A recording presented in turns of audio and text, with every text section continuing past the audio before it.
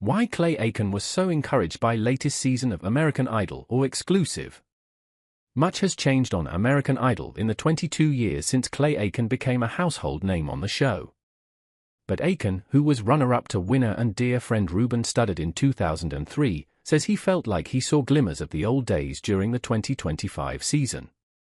Although Aiken didn't watch season 23 religiously, he told Entertainment Now on June 4 that he saw enough to notice how viewers got behind relatable contestants with significant talent and how the audience embraced music genres like gospel and R&B.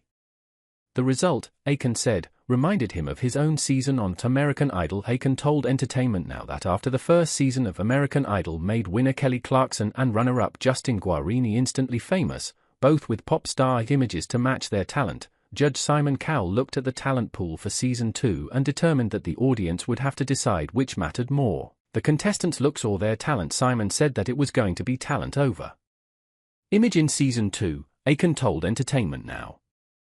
You know, who goes further, those who look like pop stars, who fit that mold? Or will America choose the folks who are more relatable and look more like them? In the end, Aiken said, Cowell was right. The final three contestants, Studdard, Aiken, and Kimberly Locke, had powerful voices but lacked quintessential pop star looks.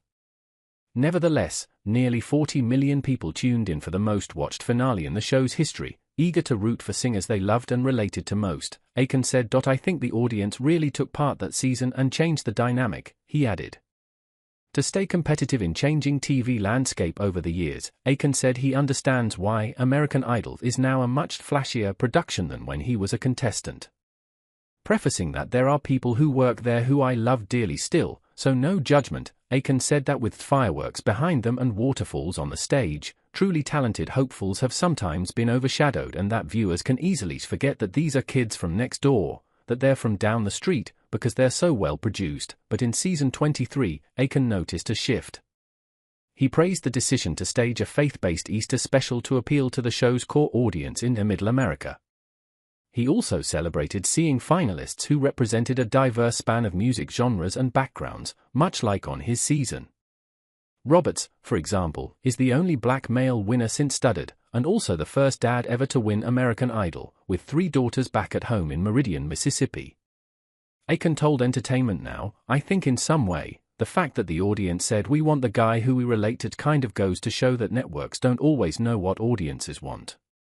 Sometimes audiences need to tell them, and they did this year. Absolutely. During his audition, Roberts was told by judge and former American Idol's winner Carrie Underwood that he needed more swagger to match his big voice. Later, after one of his top 5 performances, she said, I feel like you missed such an opportunity to move around and entertain, adding that it was time to pull out all the stops. Some viewers have criticized Underwood over the advice she gave to Roberts.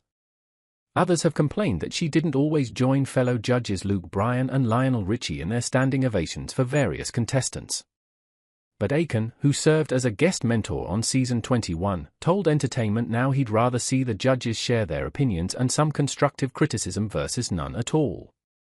As nasty as some of the things Simon could say were, Aiken said of Cowell's critiques of him, they were of value and I appreciated having that criticism 8 times, out of 10. The fact that Carrie gave Jamal some criticism is actually great, he continued, because it's not something that has been happening on Idols in the last 8 years or so, and I feel like that was missing.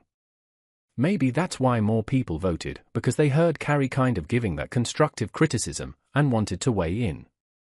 Aiken joked that he's felt at times, especially since American Idol moved from Fox to ABC in 2018, that the judges are simply there to hold those chairs down, because after everybody performed, it's like, you're a star. That's great. You're great. That was wonderful. That was the best. I'm like, why? What? What are you here for? Like, there's a happy medium, folks, between telling somebody that they need to sue their music teacher and telling them that they're wonderful, Aiken laughed. There are constructive things that I still want after, 22 years in this business. Aiken's first non-holiday single in years, a new version of Measure of a Man, is due to be released before Father's Day. Aiken told Entertainment Now that the thick skin he developed on American Idol, from the judges, press, and viewers, still serves him well today, because he's open to constructive criticism from colleagues he trusts.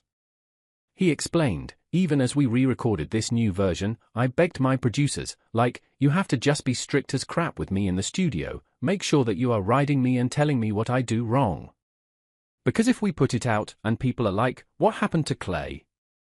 He sounds old as hell."